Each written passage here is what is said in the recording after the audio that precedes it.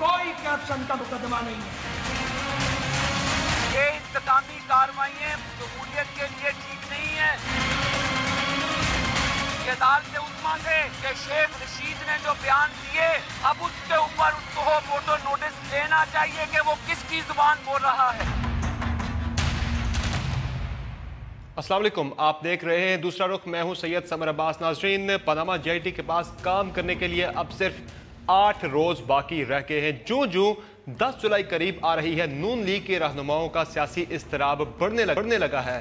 ख्वाजा साद रफीक आज मुसलसल दूसरे रोज़ गोया हुए और उन्होंने पनामा जेआईटी को हदफ तनकीद बनाया और नून लीग जो है अब उनके नज़दीक जो है वो बात एतराज़ात से निकलकर अब साजिश की जानिब जा रही है। नून लीग अब इसे साजिश का रंग दे रही है, जो उनके खिलाफ तहकीकात हो रही है और निज़ाम लपेटने की बातें अब नून लीग की जानिब से सामने आना शुरू हो गई हैं। क्या वाकई नून लीग की हुकूमत के खिलाफ साजिश हो रही है, निज़ाम लपेटा जा रहा है, या फिर पीटीआई के बकौल ये महज फ्रस्ट्रेशन है? क्योंकि आने वाले 3 रोज अहम पेशियां होनी है जेआईटी में।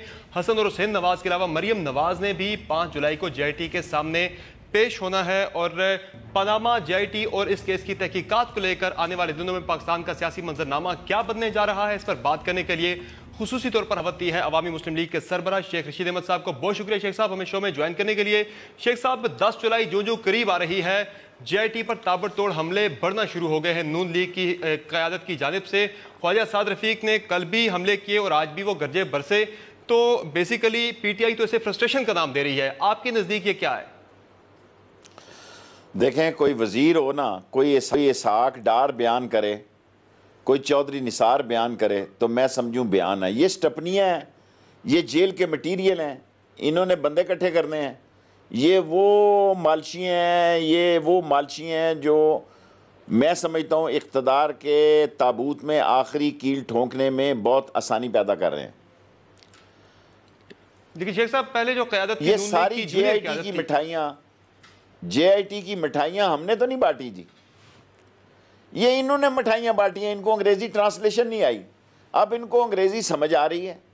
जब ये सारे जो पेश हो रहे हैं मुल्ज़म, जब ये वापस जाते हैं, वकला की बहुत वज़नी टीम वहाँ मौजूद है, इस पर गौर करते हैं। इनके चेहरों से अंदाज़ा मैं करके कहता हूँ, ये कह रहे हैं 10 दिन, मैंने 10 हफ्ते क्या है, सारे क्लिपिंग देखें। अब कहता हूँ 6 और 8 हफ्ते, इनकी शक्लें देखकर सारे क्लिप दिखाएं मैंने। 10, मैं पागल हूँ? 10 तारीख तक तो रिपोर्ट पेश होनी है। मैं खुद इसमें एप्लीकेंट हूँ। मुमकिन है मुझे भी दोबारा जिरा जाना पड़े और मैं अपील करूँ कि नवाज शरीफ को बुलाया जाए। मैं अगर इजाज़त हुई जिरा की तो मैं जजेस को सुप्रीम कोर्ट में दरख्वास्त करूँगा कि मुझे नवाज शरीफ को पर जिरा करने की इजाज़त दी जाए। He is the main accused now. और ये जो बातें कर रहे हैं कि ये कर देंगे, वो कर देंगे, हम कुछ भी नहीं करना चाहते फलां बाबा, सुप्रीम कोर्ट को भी अब फैसला देना चाहिए। बेशक हमारे खिलाफ दें, क्योंकि मुल्क को ये खाना जंगी की तरफ ले जा रहे हैं, ये सियासी शहीद बनना चाहते हैं, ये सुप्रीम कोर्ट का ठप्पा नहीं लगाना चाहते। और मुमकिन है ये डॉन में मैं आपको दूसरा रुख में ये बयान अपनी इख्तरा, वो भी कहता ना ख्वाजा साद रफीक के मेरी अपनी सोच है, मेरी भी अपनी सोच है, ये फैसले से पहले भी असम्बलियाँ तोड़ सकते हैं। जब इनको ये यकीन हो गया कि फ़ैसला हमारे ख़िलाफ़ आ रहा है, फिर कानून बदल जाता है।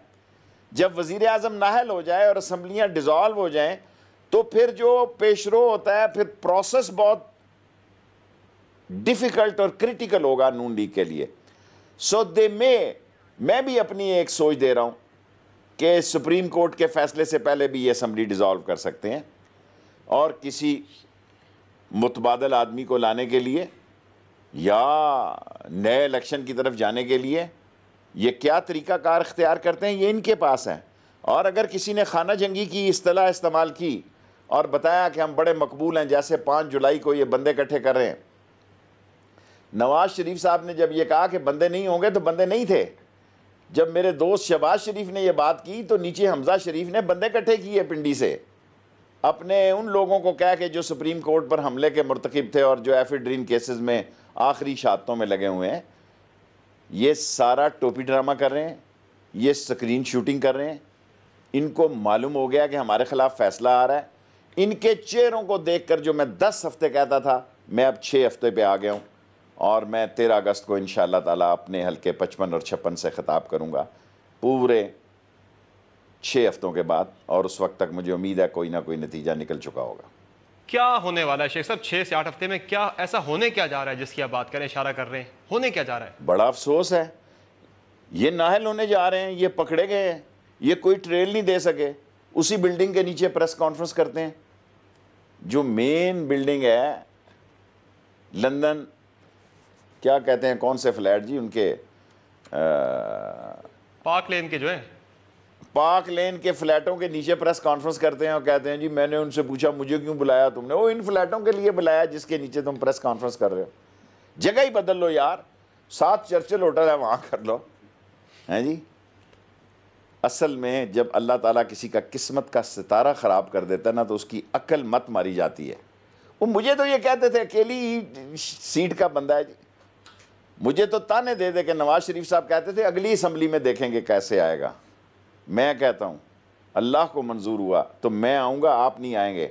आपने बड़ा बोल बोला है, आपकी पकड़ हो गई, आप कौम के सामने माफ़ी मांगें। आपने 2 दफ़ा मुझे चैलेंज किया है कि देखेंगे अगली असम्बली में कैसे आएगा। मैं पाकिस्तान का सीनियर तरीन पार्लियामेंटेरियन हूँ, चौधरी निसार के अलावा और मेरे अलावा कोई सीनियर पार्लियामेंटेरियन नहीं है इस वक्त पाकिस्तान में। और मैं आम आदमी हूँ, मैं अवामी मुस्लिम लीग को रिप्रेजेंट कर रहा हूँ, और इसलिए आपको नज़र आता है। और अब चीख रहे हो कि 3 तलाक़ें हो रही हैं, 3 तलाक़ें हो जाएं तो फिर तो वो क्या कहते हैं, हलाला निकालने वाली बात आ जाती है। फिर तो नए रिश्ते जन्म ले लेते हैं। सो फिर ये ना कहना कि 3 तलाक़ों के बाद नया रिश्ता निकल आया था। सो मैं आपको मुफ्त मशवरा दे रहा हूँ कि अपने साइज़ में रह के बात करो। और नवाज़ शरीफ साहब, ये जो 2 बंदे सेंटर फॉरवर्ड आपने खड़े किए हैं, इनकी क्या हैसियत है? क्या पिद्दी का शोरबा। ये स्टे ऑर्डर पे वजीर है, और इनकी पुलिस लाइन की, पुलिस फाउंडेशन की फाइलें निकलवाएं करप्शन की, कितने प्लाट इनके नाम थे। सो अगर आपने ये फैसला ही कर लिया, यही ख्वाजा साद रफीक आपके बारे में कहते हैं कि आप तर्जुमानी किसकी करते हैं? आप इमरान खान की तर्जुमानी कर रहे हैं, आप फौज की तर्जुमानी कर रहे हैं, या फिर आप अदालत की तर्जुमानी कर रहे हैं? आप तर्जुमान हैं किसके? आप घूमते हैं इर्द गिर्द, तो बता दें आज आप किसकी तर्जुमानी करते हैं? हाय हाय हाय हाय हाय, खटकता हूँ दिले यज़दा में कांटे की तरह। मैं 20 करोड़ लोगों का तर्जमान हूँ। मेरी पार्टी छोटी है, पर मेरा क्राउड और मेरे फॉलोइंग और मेरे सुनने वाले कारईन की तादाद पाकिस्तान में सबसे ज़्यादा है। और मैं हर रात को 2 जलसे करता हूँ मुफ्त में। और अगर इन्होंने यही रवैया रखा तो मैं भी इनके मुकाबले में प्रेस कॉन्फ्रेंस रोज़ किया करूँगा। मैं 1-2 दिन और देखता हूँ, इनकी प्रेस कॉन्फ्रेंस के ठीक 1-2 घंटे बाद मैं भी प्रेस कॉन्फ्रेंस किया करूँगा। ये मैंने अभी सोचा है, क्योंकि ये औकात से ही बाहर हो गए हैं। जो उठता है मेरे पीछे पड़ जाता है, जो उठता है मेरे बारे में बात करने, मैं किसका तर्जमान हूँ? सर मैं बहुत सीनियर पॉलिटिशियन हूँ। लेट मी से ख्वाजा साद रफीक साहब, जब मैं कॉलेज छोड़ रहा था उस वक्त कहीं बाजवा साहब गार्डन कॉलेज में आए हैं, और मैं दादा था गार्डन कॉलेज में भी 4-6 साल बैठा रहा, वैसे ही अगले इलेक्शन भी जीतता रहा। तो ये जब आए तो मैं कॉलेज छोड़ चुका था, लेकिन मेरा असर गार्डन कॉलेज में था। मुझे किसी के तर्जमान बनने की ज़रूरत नहीं है। और अदलिया के फैसले बोलते हैं, उनको किसी तर्जमान की ज़रूरत नहीं है। और फ़ौज की अपनी ISPR है। आपने तो बड़ा कमाल दिखाया था जनाब, आपने तो रीट्वीट करा दी थी कि जनाब आप ट्वीट वापस लेते हैं, क्योंकि वहाँ डिसिप्लिन है। और ये फ़ौज को तबाह करने का जो आपका एजेंडा है, जिस टाइम पे आप लोगों को, फ़ौजियों को नुकसान पहुँचाना चाहते हैं, याद रखें सियासतदान आता है चला जाता है, इस मुल्क में फ़ौज ने भी रहना है। जब सियासतदान ये कहता है कि जनाब हम नहीं होंगे तो हमालिया रोएगा, कोई चिड़ी ने पर नहीं मारा था। और ख़ुद नवाज शरीफ साहब जब आते थे, उनको पता कि ये लोग कहाँ होते थे जो आज बड़े बयानात दे रहे हैं। सो मैं पाकिस्तान के 20 करोड़ लोगों का तर्जमान हूँ जिनके बाल सफ़ेद हो गए हैं बेटियों के, और उनका रिश्ता नहीं आता, वसाइल नहीं है। और वो जो कि उम्र को गुजार रहे हैं और उनको नौकरी नहीं मिलती। और वो जो 100-100 रुपए की खातिर 200-200 लोग मर जाते हैं गुर्बत के मारे, मैं उनका तर्जमान हूँ। So mind it. मुझे अंडर एस्टिमेट करने वाले दांतों में उंगलियां दे के पछताएंगे कि ये अवाम का नुमाइंदा था। शेख साहब, आपकी जो पेशगोइयां हैं, आपकी पेशगोइयों को लेके आज आबिद शर अली ने सुप्रीम कोर्ट के चीफ जस्टिस से मुतालबा किया है कि वो अज खुद नोटिस लें कि आपने कैसे कह दिया कि निगरान सेटअप आने वाला है, आप पेशगोइयां कर रहे हैं। वो ये कहते हैं कि किसके कहने पे शेख रशीद साहब रोजाना टीवी चैनल पे बैठ के पेशगोइयां करते हैं? तहकीकात की जाए इस बात की। मुझे चैनल ना बुलाए आपने, आपको मैंने मजबूर नहीं किया। 2 चैनल स्टैंड बाई खड़े हैं साथ के कमरे में। मैं तो नहीं कहता मुझे इतना बुलाया जाए, मैं खुद महसूस करता हूं कि मैं ओवर डूइंग कर रहा हूं। मैं खुद एज ए पॉलिटिकल वर्कर महसूस कौन आपको मालूमात फीड करता है, कौन आपको बताता है ये बातें सारी जो आप पेशगोइयां कर रहे हैं बैठ के, वो ये बात कह रहे हैं, इसकी तहकीकात आप इनकी शक्ल बताती है, इनकी करतूतें बताती हैं। ये 10 हफ्तों को 10 दिन में ले आए। मैंने आपसे कहा, मैंने कहा 10 हफ्ते, बाबा 10 हफ्ते तक फैसला होना चाहिए। 10 हफ्ते की बजाय मैं 6 हफ्ते कर रहा हूं आपके प्रोग्राम में दूसरे रुख में। 10 हफ्ते ज़्यादा हो गए, ये बहुत ज़्यादा बातें करने शुरू हो गए।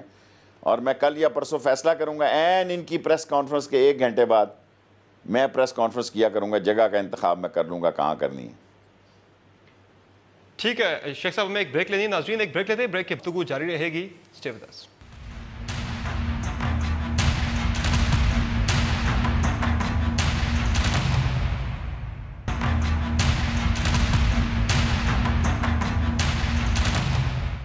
Welcome back. शेख साहब, एक तरफ आप पेशगोइयां कर रहे हैं कि नवाज शरीफ साहब जाने वाले हैं, दूसरी जानिब इमरान खान साहब जो हैं वो खुशखबरियां दे रहे हैं कौम को ईद के मौका पर के ईद के बाद नवाज शरीफ साहब जाने वाले हैं।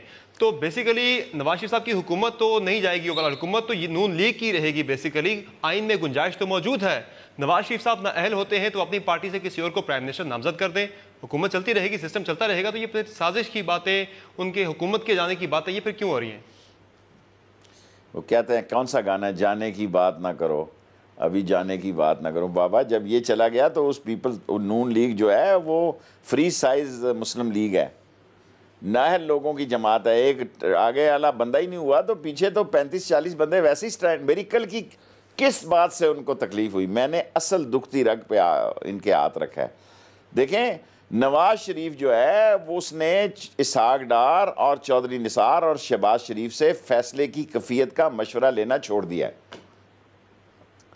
इस नून लीग के ग्रुप को कौन लीड करता है, इन केस अगर ये पंगा लेते हैं और इस मुल्क में सियासी बहरान पैदा होता है, ये आने वाला वक्त बताएगा। जहाँ तक आपने मेरे से सवाल किया है, बिल्कुल ठीक बात है, नवाज शरीफ साहब एक ढीला ढाला प्राइम मिनिस्टर ला सकते हैं। वहाँ उनके पास क्या ऑप्शन है, लेट्स डिस्कस। उनके पास 2 MNA सिटिंग उनके ब्लड रिलेटेड है। नंबर 1 हमज़ा मर जाएगा, कभी सियासी तौर पर मर जाएगा, कभी हमज़ा को नहीं लाएंगे। शायद मेरी बात पे गुस्सा खा के ले आए तो बहुत अच्छी बात है। सेकंड सफदर, हमज़ा को क्यों नहीं लेके आएंगे शेख साहब, क्या वजह है? सर मैंने आपको इससे पहले इंटरव्यू में बता दिया, ये 3 आदमियों पे एतबार ही नहीं कर रहे इस वक्त, ना निसार पे, ना इसहाक डार पे, ना शहबाज शरीफ पे। वैसे ही दिखावे के लिए वो कहते हैं हम रवायती लोग हैं, साथ भाई, ज़रा भाई लहदा तो नहीं हो सकते ना, एक दूसरे की तारीफ कर रहे हैं। तो फिर किस पे एतबार कर रहे हैं, कौन है उनका मुशीर? क्या फ़ायदा, मैं बच्चों की सियासत नहीं करता इस वक्त। जिसके लिए सियासत कर रहे हैं वही उनकी मशीर हैं, और जिनको आगे लाना चाहते हैं वही उनकी सियासत है। वो ला सकते हैं या नहीं ला सकते ये अल्लाह को पता है। और ये जितनी भी पकड़ इनको हुई है, इनके तकब्बर, गरूर और हम जैसे दरवेशों को छेड़ने की वजह से हुई है। और मैं ये समझता हूँ कि ये अपने अंजाम को पहुँच के रहेंगे। शेख साहब, खबर ये भी आ रही है कि नवाज शरीफ साहब ने ये ऑप्शन तर्क कर दिया है कि वो अपने बाद अपनी पार्टी से किसी और को प्राइम मिनिस्टर नामजद करे, बल्कि नून लीग अब इस बात पर गौर कर रही है कि वो एजिटेशन की तरफ जाएंगे, फैसले को कबूल नहीं करेंगे, उसके खिलाफ जाएंगे। बहुत अच्छी बात है, जो मशवरा देने वाले हैं वही साथ होंगे इनके, जो ये मशवरा दे रहे हैं वो साथ होंगे। मेरे ख्याल में उनके पास 3 ही ऑप्शन है। नंबर 1 अपने किसी मोतमद ख़ास को कायम मकाम बना दें।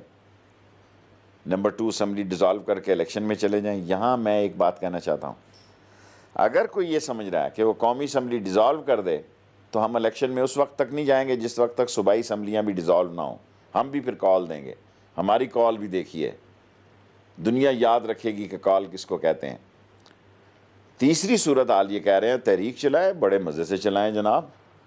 तहरीक जो है फिर वो आमने सामने चलेगी, उधर से इमरान खान कॉल देगा, इधर से ये देंगे, फिर जोडो कराटे होंगे, बैंकॉक के शोले होंगे, बगदाद की रातें होंगी, फिर अली अली होगा, और फिर उसके बाद वही होगा जो ये करना चाहते हैं, ताकि कोई और सिविलियन गवर्नमेंट को पब्लिक चेंज ना करे, कोई नया इलेक्शन ना आए। फिर यही चाहते हैं कि कोई जो ये कह रहे हैं कि लपेट दिया जाएगा। मैंने तो नहीं कहा, मैंने कहा इनके करतूत लपेटने पे मजबूर कर सकते हैं। मुल्क अजीज़ है, मुल्क अजीम है, मुल्क दुनिया सियासत में माथे का झूमर है। शारक से ज़्यादा अजीज़ है पाकिस्तान। सो उसमें अगर कोई ये समझे कि मैं इस मुल्क को खुडे लाइन लगा के अपनी दुकान बेचूंगा, अपना मिर्च मसाला बेचूंगा, तो फिर उसके साथ ममनून भी नहीं होगा, फिर वो दही भले ही खाएंगे और चाटें ही उड़ाएंगे और क्या करेंगे, फिर माफ़ीनामा लिख कर किस मुल्क में जाएंगे ये भी फैसला कर लें। तो शेख साहब, असेंबली अगर तहलील हो जाती हैं तो फ़ायदा किसको होगा? क्या नून लीग को फ़ायदा होगा इसका? मैं कुछ नहीं कह सकता, क्योंकि नून लीग जो ये ख्वाब देख रही है उसके जहन में ये भी है कि अगले मार्च तक वो रहे और सेनेट के इलेक्शन में अपनी अक्सरियत, बिल्कुल, हाँ, और मफलूज कर दे जमहूरियत को। ये सारे लोग अपनी ज़ात की लड़ाई लड़ रहे हैं, पाकिस्तान की लड़ाई लड़ रहे हैं।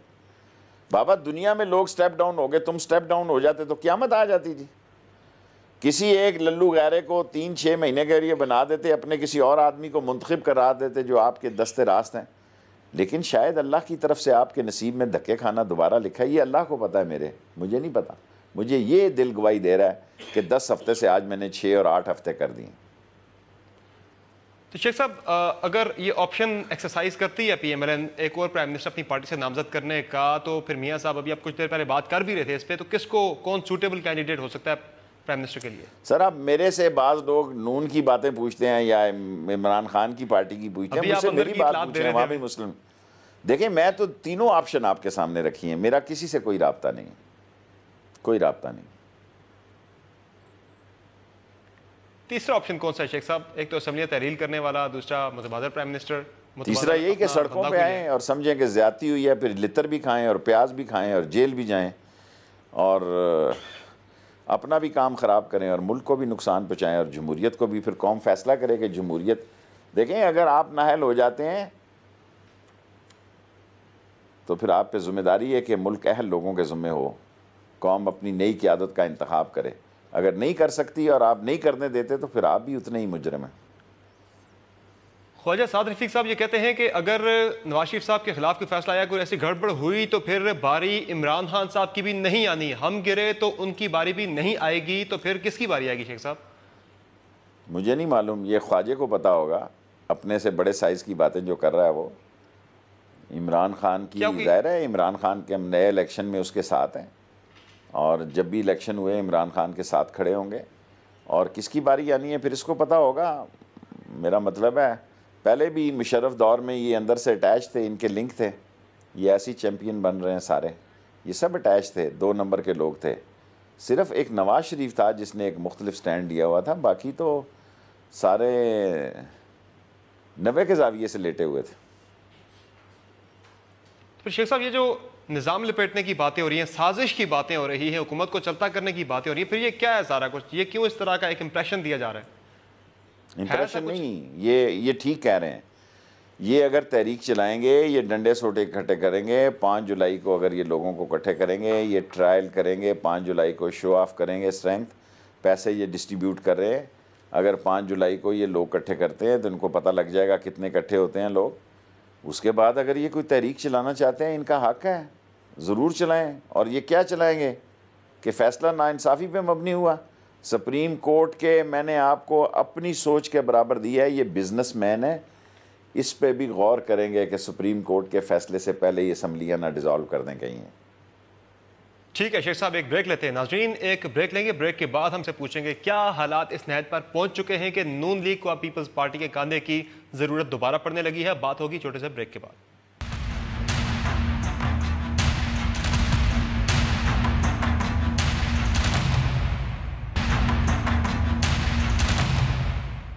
Welcome back. शेख साहब, अब नून लीग जो है वो जरदारी साहब की तारीफ़ें भी कर रही, कल साद रफीक साहब ने की, उन्हें मिसाक के जमहूरियत भी अब याद आने लगा है।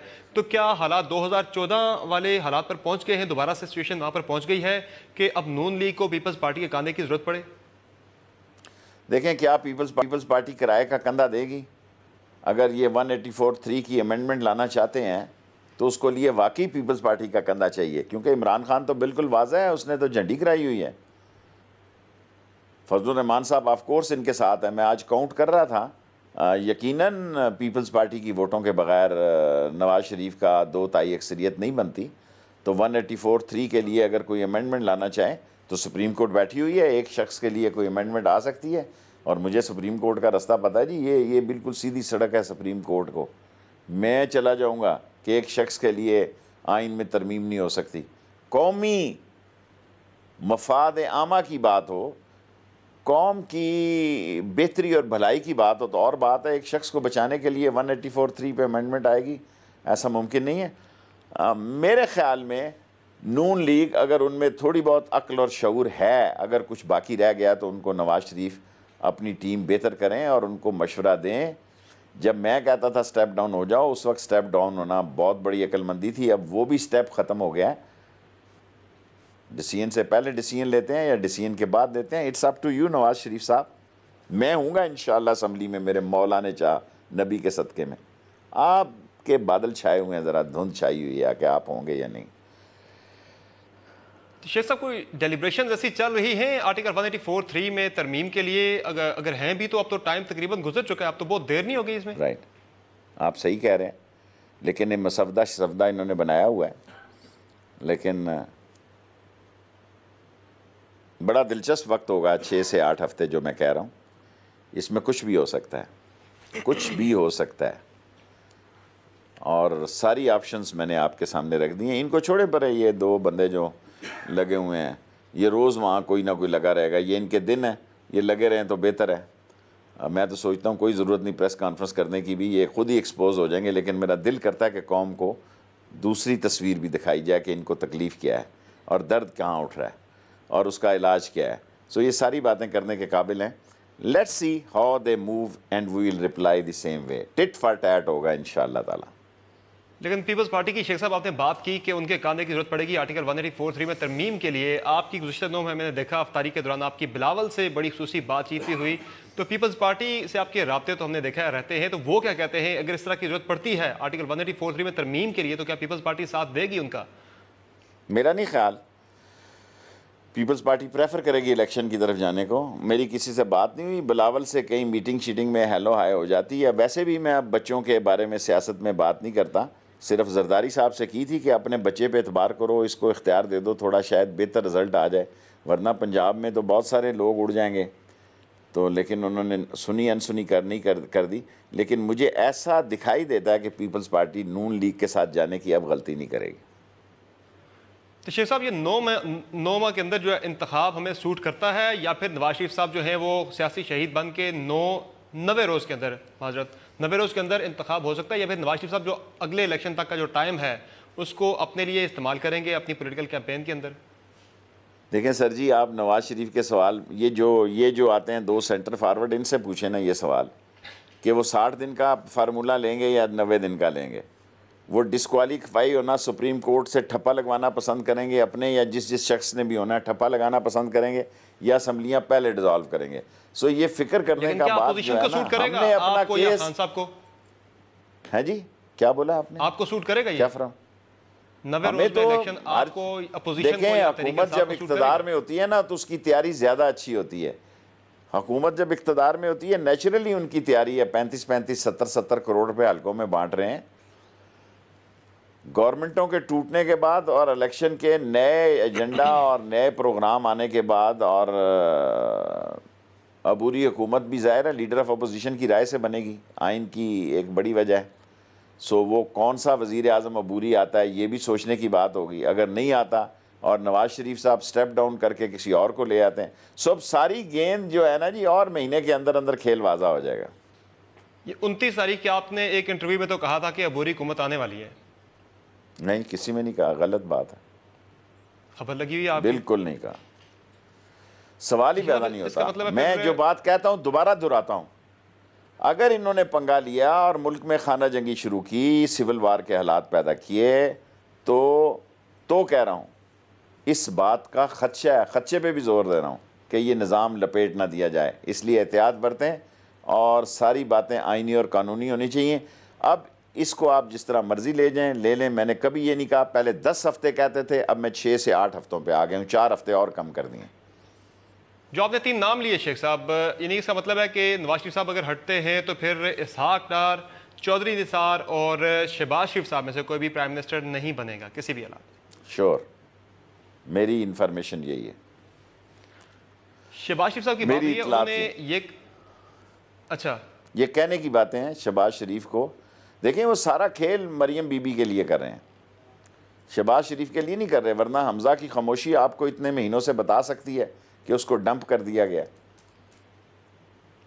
आप ये क्यों नहीं देखते कई महीने से हमजा किसी जगह नहीं आपको दिखाई दे रहा। सो ये सारी बातें इस बात की दलील है कि गेम कहीं और है, हालात कहीं और हैं और फैसले कहीं और हैं। तो शेख साहब, ये जो एक 2 रोज से फ्रस्ट्रेशन बढ़ी है नून लीग के रैंक्स के अंदर, फिर इसका मतलब है ये मरियम नवाज की पेशी की वजह से है, उसके रिएक्शन है जो 5 जुलाई को नहीं है? पेशी पे ये शो ऑफ स्ट्रेंथ करने का सोच रहे हैं। मैंने आपको बता दिया है, नवाज शरीफ साहब पे इन्होंने पहले सदर में एक होटल है सरकारी, वहाँ इन्होंने शाम को गैदरिंग की, बाद में इन्होंने नवाज शरीफ के लिए फ़ैसला नहीं किया, शहबाज शरीफ के लिए फ़ैसला किया। और मरियम के लिए क्या करते हैं ये 4 को मैं आपको बता सकूँगा, कर सकते हैं ये। लेकिन अल्टीमेटली सारी चीज़ें इनके ख़िलाफ़ जा रही हैं, इनके साथ कोई नहीं खड़ा हुआ, कोई भी नहीं खड़ा हुआ। ये चेयरमैन और काउंसलर और नाज़म ये भी इंशाल्लाह नहीं खड़े होंगे। इनको पता है कि इन्होंने इलाके की खिदमत के लिए वोटें ली हैं, किसी के लिए मार खाने के लिए नहीं ली। तो शेख साहब, ये जो पेशियाँ भुगता रही है, जो शरीफ ख़ानदान भुगता रहा है, इसमें नवाज शरीफ साहब पेश हुए, शहबाज शरीफ साहब पेश हुए, हसन नवाज पेश हुए, हुसैन नवाज पेश हुए, मरीम नवाज पेश होने जा रही है, इन पेशियों का कोई फ़ायदा होगा नून लीग को? ये फ़ायदा हो रहा है, रोज़ बाँ लगाई हुई है, टैं टैं कर रहे हैं बाहर। सर सारे लोग सुन रहे हैं। अब इस मुल्क में कोई ऐसा बंदा नहीं जो ये कहे कि ये फ्लैट कतरियों के हैं। नून लीग में कोई नहीं है जो ये कहे कि ये पार्क लेन वाले फ्लैट कतरियों के हैं। सबको पता है नवाज शरीफ साहब के हैं। सो उसका रिजल्ट क्या निकलेगा, wait and see and let's see what's going to नहीं, ये 3 नस्लों के एहतसाब का नारा ये नहीं बिकेगा क्या अगले इलेक्शन में? देखें, ले आज मैं इसका भी जवाब देता हूँ। पहली नस्ल वालिद साहब को तो ये खुद खींच के लाए हैं, कोई ज़रूरत नहीं थी कब्र की जिक्र करने की और मेरे वालिद साहब ये। और 1935 से 1935 में कौन था? कोई जैल सिंह होगा, कोई बलबीर सिंह होगा, कोई पता नहीं कौन सिंह होगा जो इनको तंग करता था 1935 में। हमने तो 47 में आए हैं। मुझे मैं नहीं समझ सकता शेख साहब। नहीं, ये तो कहते हैं 1935 से हमारे साथ ये हो रहा है, हम लगे हुए हैं। अल्लाह करे इनके मसाइल हल हो जाएं। और आपने जो मुझसे बात पूछी है, ये कंफ्यूज हो चुके हैं, ना हाथ आसमान पे लग रहा है ना पाँव ज़मीन पे आ रहे हैं। बच्चों का ट्रायल इन्होंने खुद किया है। अब आप बुरा ना मनाएं, इस दुनिया तारीख़ में कोई बच्चा ऐसा नहीं है जो 18 साल की उम्र से अरबपति हो जाए और 90 कमो बेश 1 अरब रुपया अपने बाप को गिफ्ट करे। कोई बच्चा अगर आपको मिले ना दुनिया के किसी खित्ते में कि मुल्क के वज़ीर आज़म को एक आम बच्चे ने इतने करोड़ रुपया गिफ्ट किया, और एक आम ख़ानदान जिसका कोई ज़रिया आमदनी डिक्लेयर हुआ जो कह रहा है नज़रिया पाकिस्तान को ख़तरा है, मुझे तो बताए ना ये कहाँ से हो रहा है सारा कुछ। फंस गए हैं जी बस। मैं तो ये समझता हूँ ऐसे ही अब लोग सारे मेरे पीछे पड़ गए। मैं दयानतदारी से समझता हूँ ये फंस गए हैं। अगर अल्लाह की तरफ से निकल जाएँ तो निकल जाएँ, वरना कानूनी, आइनी, अखलाकी, सियासी, माशी तौर पर ये फंस गए हैं। और सियासी तौर पर जो मैंने पहले दिन कहा था, सबूत भी निकलेंगे और ताबूत भी सियासी निकलेगा। इंशाल्लाह ऐसा ही होगा। ठीक है नाज़रीन, एक ब्रेक लेते हैं। ब्रेक के बाद से गुफ्तगू जारी रहेगी। स्टे विद अस।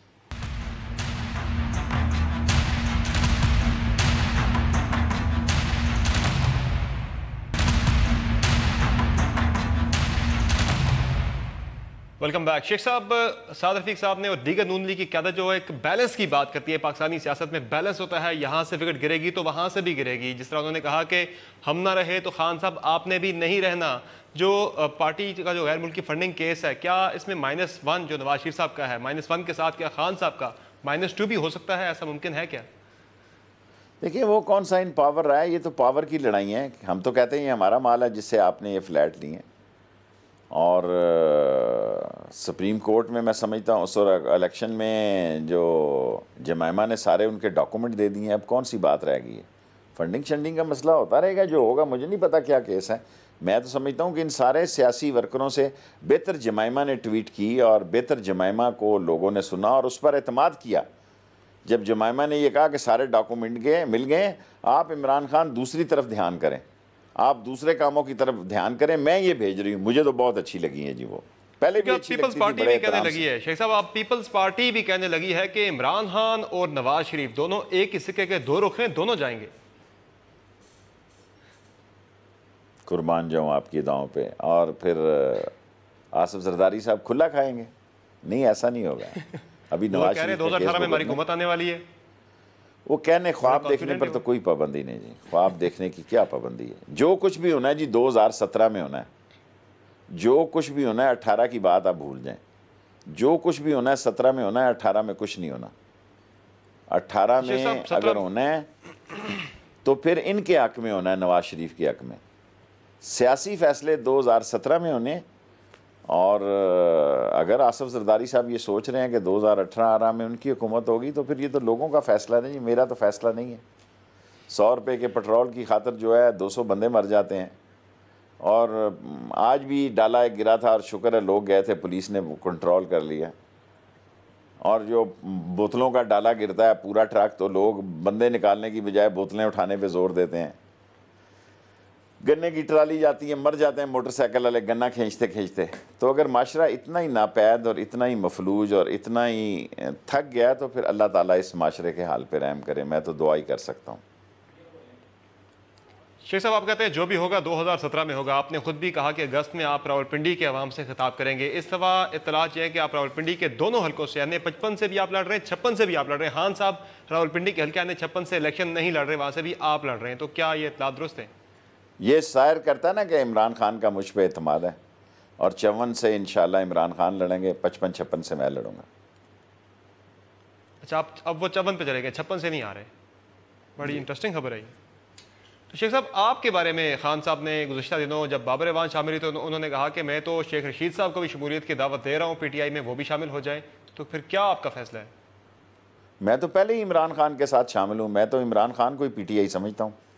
मैं तो पहले दिन से 9 साल से उसके साथ हूँ जी, और उसके साथ खड़ा हूँगा। सीटें शीटें मेरा कोई मसला नहीं है पाकिस्तान में। अब अल्लाह का मुझ पर फजल है। मैं चाहता हूँ कि इमरान खान का काम बने और इमरान खान आ गया है। मेरे लिए असम्बली की सीट शीट अल्लाह को मंजूर है। वो बात मैंने कह दी कहीं, वो तो मैंने अल्लाह का नाम लेकर कही कि अल्लाह को मंजूर होगा तो मैं असम्बलियों में हूँगा। बाकी मैं इमरान खान के साथ हूँ। नहीं, शामिल तो वो जो साथ में हैसियत बरकरार, मैं तो पहले ही उसके साथ हूँ। Thank you. Awami Muslim league अपनी हैसियत बरकरार रखेगी, लेकिन आप उनके साथ इत्तेहाद में चलेंगे, इस तरह की बात है कि मैं इमरान खान के साथ हूँ और वक्त आने पे फैसला करूँगा। मैं वक्त से पहले फैसला करने वाला सियासतदान नहीं हूँ।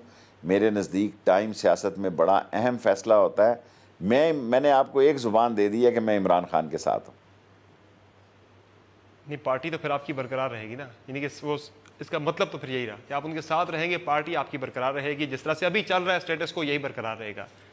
सर जी, मैंने कहा ना ये सारे फैसले वक्त आने पे करेंगे। 13 अगस्त को JIT आएगी। JIT के फैसलों के बाद अपने हलकों में जाएंगे। अभी भी हलकों में ही हैं और खान के साथ हैं। जो फैसला हुआ मुल्क के लिए और बेहतरी के लिए करेंगे, अपने इलाकों की बेहतरी के लिए करेंगे। शेख साहब, ये खिताब आपका 13 अगस्त से पहले भी हो सकता है क्या? चूँकि 10 जुलाई के बाद कुछ ही दिनों में फैसला भी आ सकता है अमल दरामद बेंच का।